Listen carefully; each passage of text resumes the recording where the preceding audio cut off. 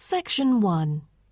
You will hear a telephone conversation between a teacher from the Art Centre and a female student's father about her art courses. First, you have some time to look at questions 1 to 3.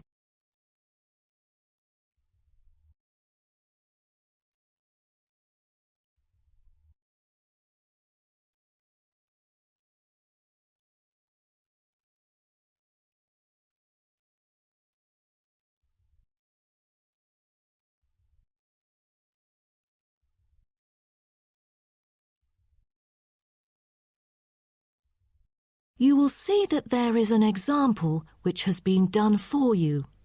On this occasion only, the conversation relating to this will be played first. Good afternoon. May I speak to Emma's parent? Afternoon. I'm her father. Who am I speaking to? This is Emma's teacher, Jane Carson, calling from the Arts Centre. I'm just calling to talk about her drama class at the centre. Oh, thank you for calling. How's Emma doing in drama class? You know, she just transferred here last month, unlike the others in her class who have been taking the course the whole semester since June. So I'm a bit worried that she might not fit in so well. The father says his daughter Emma has been taking the course since last month, so C has been circled as the answer. Now we shall begin. You should answer the questions as you listen, because you will not hear the recording a second time. Listen carefully and answer questions 1 to 3. Good afternoon. May I speak to Emma's parent? Afternoon. I'm her father. Who am I speaking to? This is Emma's teacher, Jane Carson, calling from the Arts Centre. I'm just calling to talk about her drama class at the centre. Oh, thank you for calling. How's Emma doing in drama class? You know, she just transferred here last month, unlike the others in her class who have been taking the course the whole semester since June. So I'm a bit worried that she might not fit in so well. There's no need to worry. She exhibits a strong performance in her drama class. Is that so? Yes, she didn't adapt to the new environment as quickly as I originally expected, and seemed a bit shy at first, but a few days later she made a couple of friends and became more talkative and also more involved in class. Emma really is a role model for others because she has always been an active participant during class. She voices her own ideas and is very creative. I didn't expect that, but I can tell that she really enjoys the course because she's been talking about it at home frequently these past few weeks. That's great to hear. Interest is always the best teacher. I also have to inform you that there's been an adjustment in the timetable of the drama class next term. Why is that? It's not that the music room that we currently use isn't available. As there are too many enrolling for the coming semester, increased class size means that space is limited to house the whole class. Also, the new classroom we use is not available during the current time frame, so I'm afraid we have to change the time for it. I see. So when would it be? As you know, the current class begins at 3:15, but the new time of the drama class would be 4:45. I'm afraid I have errands to run during that time. On the other campus, the class still begins at 3:15, but for the campus Emma goes to, it is the only time available for drama class. Oh, I see. I have to make adjustments to my course schedule then. No problem. Before you hear the rest of the conversation, you have some time to look at questions 4 to 10.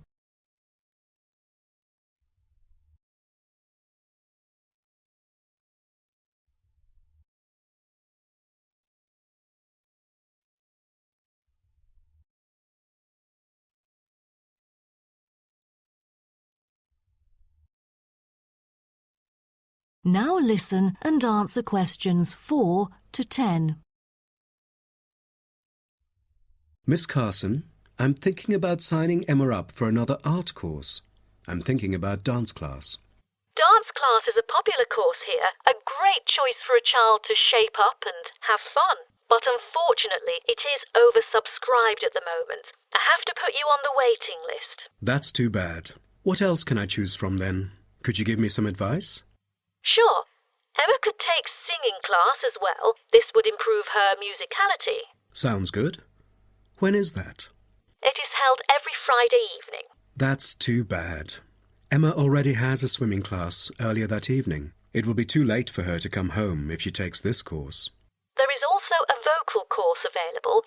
Emma's got a great voice. I'm sure she'll stand out in the class. Tell me about it.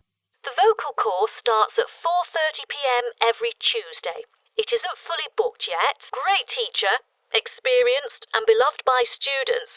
The price is a bit higher though. How much is it? It's $110. Oh, that's too much. Way over our budget. We have to cover the extra cost if we choose it. Or maybe Emma could take music class. What is it about? Learning about songs and musicals. Well, the students have the opportunity to play different instruments like the piano, drum and so on. They can also learn to write music under professional guidance.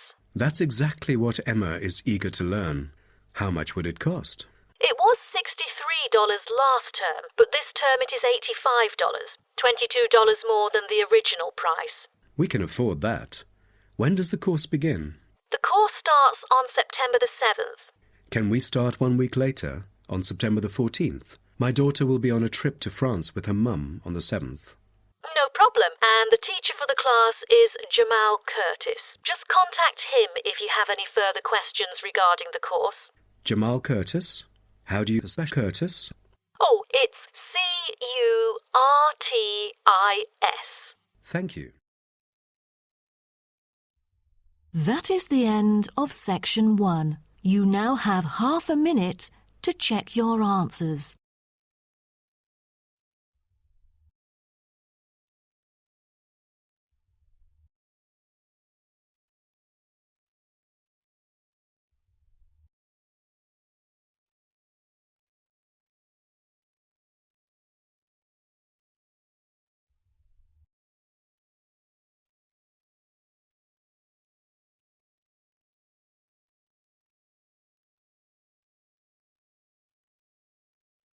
Now turn to Section 2. Section 2. You'll hear a coordinator for the annual ski and snowboard exhibition talking to the audience about some practical information for the whole event. First, you have some time to look at questions 11 to 15.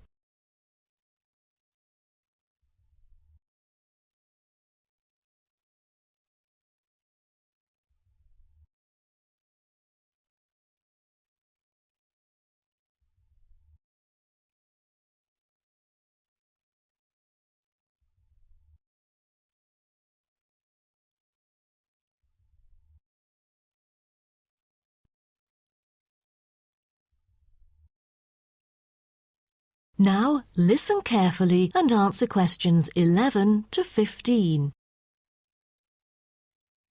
Good morning, everyone, and welcome to the annual ski and snowboard exhibition held from April the 8th to 17th. I am Mary Granger, coordinator of the event this year. The 10-day event features many highlights. As a snow sports lover, I know you are looking forward to a great time here. Now, I'd like to offer you some practical information about the whole event and what to expect from it. This might be the first time coming here for some of you, so for those who are still wondering about the right accommodation, I recommend Sky Hotel. It has its own health and sports clubs, just like most of the hotels here, but I love it because of its incredibly cosy beds, which guarantees good rest after an exhausting day of exploration. If you haven't brought your own equipment, like poles, boots and skis, they are available for purchase or rent at Ski Set or Snow Rental. The exhibition this year provides a colourful look into the history of skiing and an inspiring peek into the future prospects of the sport. Apart from the fascinating photo exhibitions and the most up-to-date skiing gear like always, this year we have added 4 computers which can imitate the process of skiing. ensuring the same physical activity and sensations that appear during the skiing process on downhill slopes. But I have to warn you that it might be quite time-consuming to line up for the free trial experience. Many have posed the question as to how to enter the skiing and snowboarding competition. Well, rather than filling out the back of the entrance ticket or bombarding the committee with emails, the most effective method is by checking out the exhibition newsletter delivered every month for availability. At the most beloved local event, the exhibition has also drawn attention from the press. Last year, massive media coverage was on the worrisome amount of snowfalls. In order to avoid the same predicament, several artificial skiing slopes have been built. With more participants this year, we have lowered the entrance fee, which has been widely reported to local newspapers. A bonus for our participants is the ski programme. It offers a wide variety of lessons and sessions with qualified instructors, ensuring that all ages and abilities are catered to, from the first-timers to seasoned amateurs. I strongly advise you to sign up for the programme, as it is offering an unprecedented 30% discount. That's mainly because we are cooperating with the programme organiser, who promises affordable prices only for the participants of the festival this year. Before you hear the rest of the talk, you have some time to look at questions 16 to 20.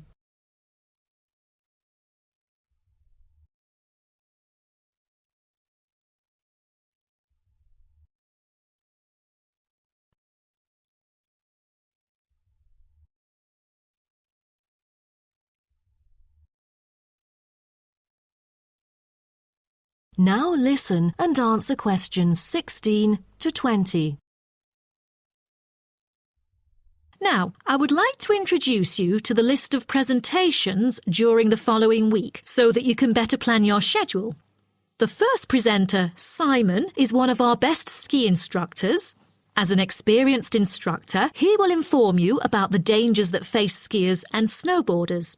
Accidents happen mostly to those who are careless or ignorant. Good risk management involves considering both the probability and consequences of an accident. The next speech, titled Solution, is given by Jamie Kurt. A list of problems may occur to novice skiers and snowboarders, so he is going to offer useful information for first-timers on choosing the appropriate gears, the right dress code, and ways of protecting your skin.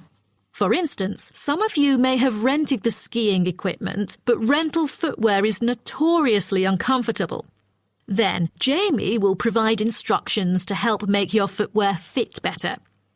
The third speech is about a documentary introducing skiing and snowboarding and the difference between the two sports.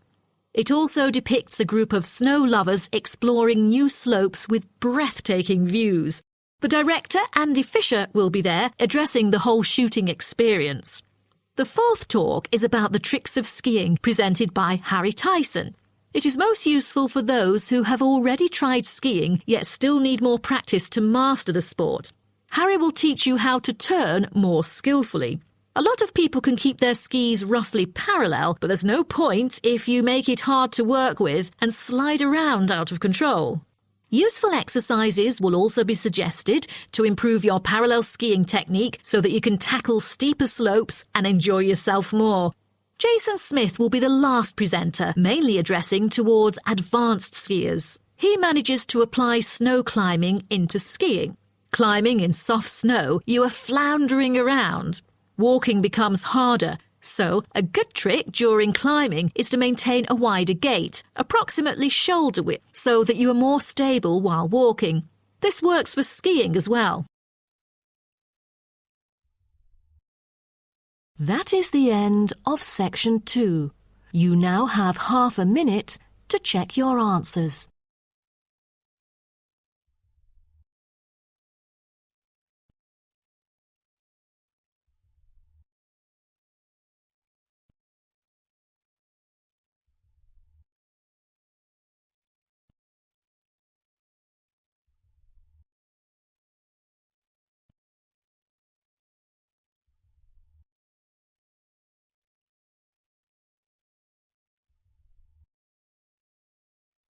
Now turn to Section 3. Section 3. You will hear a student called Jerry discussing a pedagogy course with his tutor. First, you have some time to look at questions 21 to 23.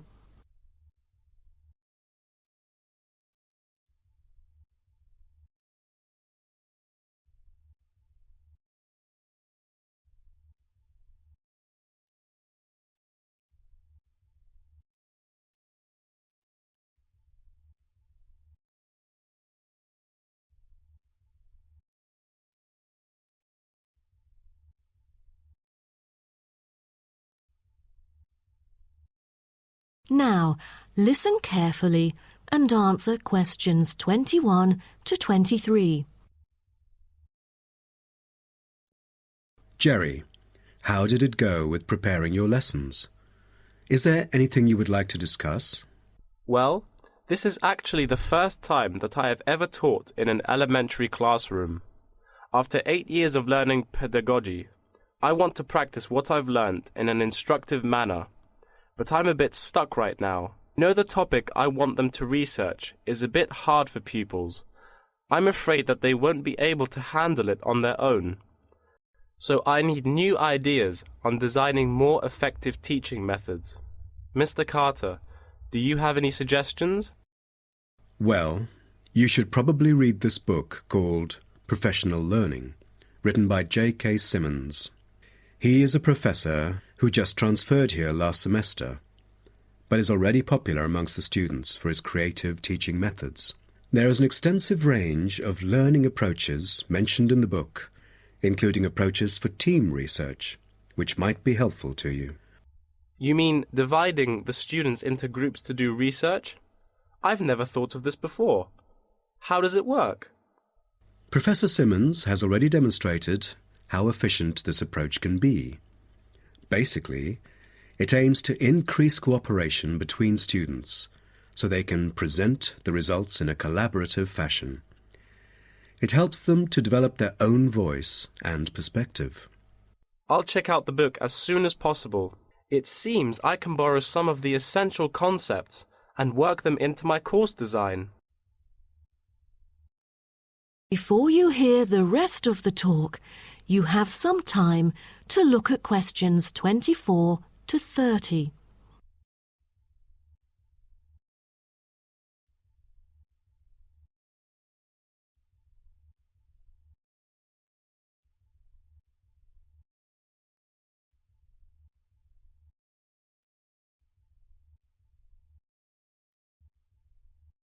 Now listen and answer questions 24 to 30.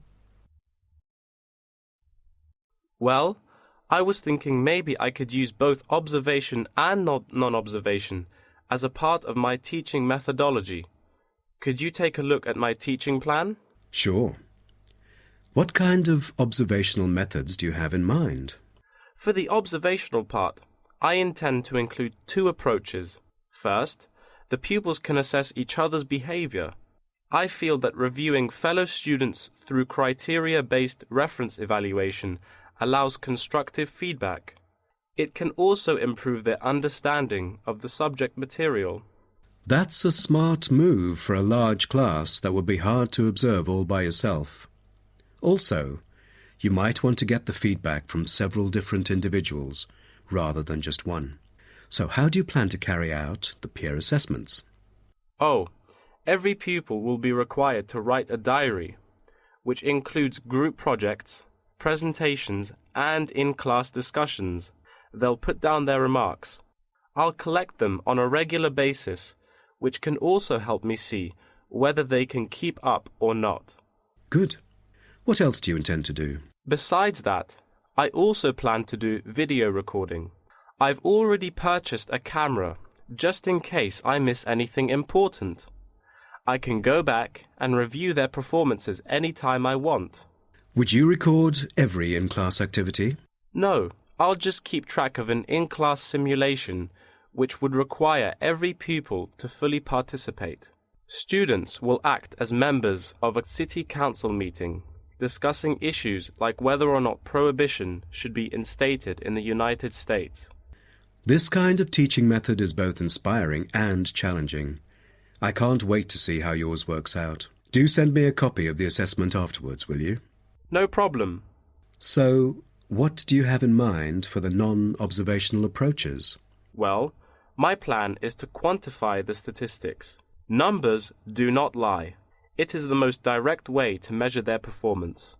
See how well they've learned. Where does the data come from? I'll evaluate the test results, including the midterm, final exam, and pop quizzes, which would only take up about 40% of the overall assessment. Sounds like a lot of tests and assignments.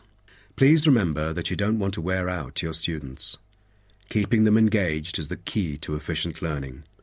Once they are exhausted, they just stop trying. Oh, I haven't thought about that. You are right. I don't want to frighten them with tons of assignments and exams. I'll make note of that. Thanks for the advice. I remember last time you mentioned questionnaires, right? That's true, but it is not for my students. In fact, they have to design their own questionnaires and choose the respondents using the internet. As a complement of other teaching activities, it would deepen the creative learning process. Is that all? Oh, the pupils will have to conduct interviews of their own, and for this, they get to choose anyone they like, including relatives, friends, and acquaintances to answer the questions. Seems to me that you have figured out most of your teaching methods, but you still need to polish some of the activities. That is the end of section 3. You now have half a minute to check your answers.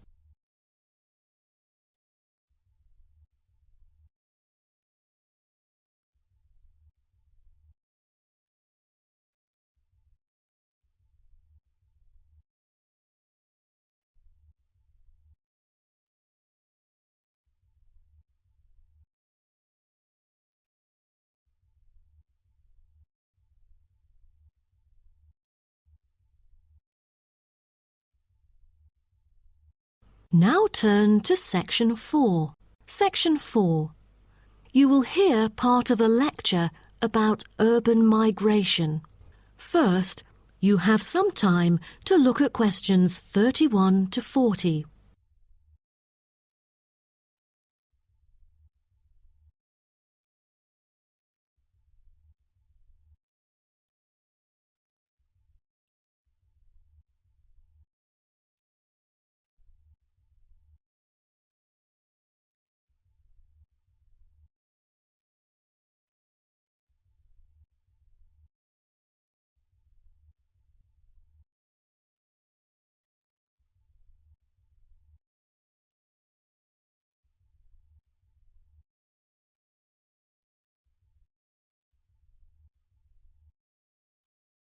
Now, listen carefully and answer questions 31 to 40. Good afternoon, and welcome to my talk on urban migration today. The world has experienced unprecedented urban growth in the recent decades. As much as 3% of Earth's landmass has been urbanized, an increase of at least 50% over previous estimates. Today, people living in cities already outnumber those in rural areas, and the trend does not appear to be reversing. In addition, cities have larger amounts of carbon consumption than rural areas. This is a result from two major aspects. First, with the increase of urban population around the world, the massive construction of urban infrastructure and residential housing is hard to avoid. Second, urban households have a higher rate of car ownership and use more gasoline products. Even though rural exodus is often negatively judged, there are also benefits of migration shared by the local environment and the society as a whole. Well, firstly, global trends of increasing urban migration and population urbanization can provide opportunities for nature conservations, particularly in regions where deforestation is driven by agriculture. As rural dwellers leave their homes, local forests are left to recover. What's more, it is easier for city dwellers to get around. Living in the country means transport can be very difficult. For instance, after midnight, there are no buses or taxis in the countryside. However, there is still a number of public transport modes to choose from in the city. Finally, with more funds and advanced technology, cities endeavor to produce clean energy. New power plants have been built to take harmful methane gas created by the decomposition of rubbish and convert it into electricity. By doing so, an important greenhouse gas is turned into useful energy rather than being directly emitted into the atmosphere. The hustle and bustle of city life offers women the opportunity to explore different professions and pursue their own careers. Women in cities work as engineers, managers, and even football players. This change of roles has affected their marital status and family life. More women are choosing their careers over marriage, which raises the graph of late marriages. As a result, more are remaining single well into their late 30s. They want to be independent and earn money on their own. It is also easier for them to get a promotion while working in the city. Women are slowly achieving wider participation at work, while in rural areas, the mindset is still very conservative.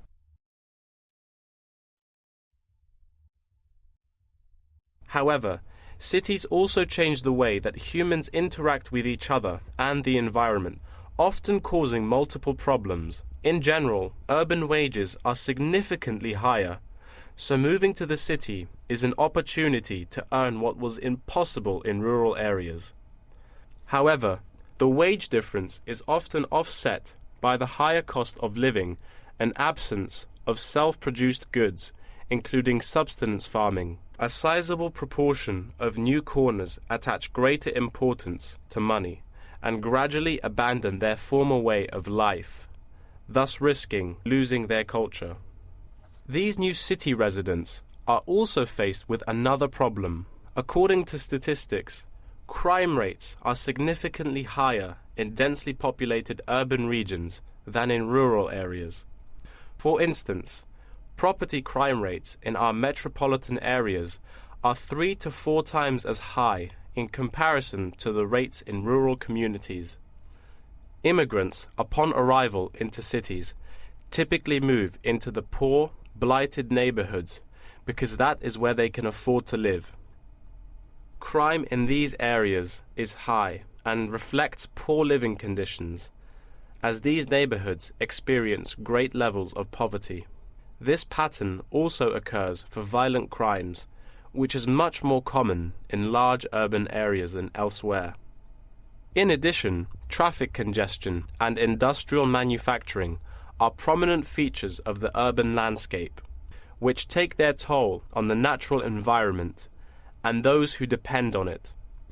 Air pollution from both cars and factory emissions affect the health of countless urban residents. Rural to urban migration can boost the urban economy.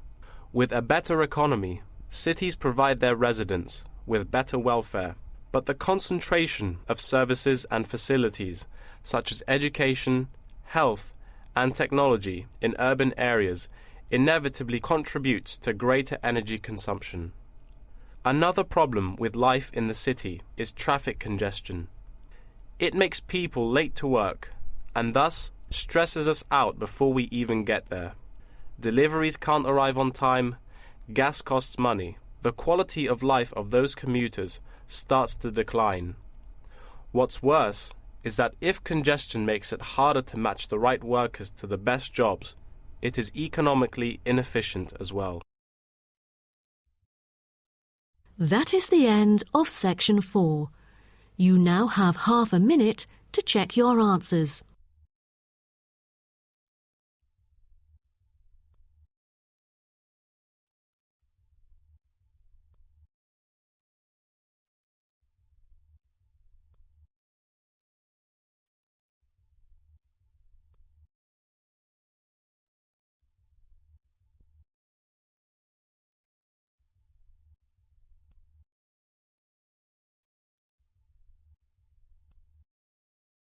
That is the end of the listening test.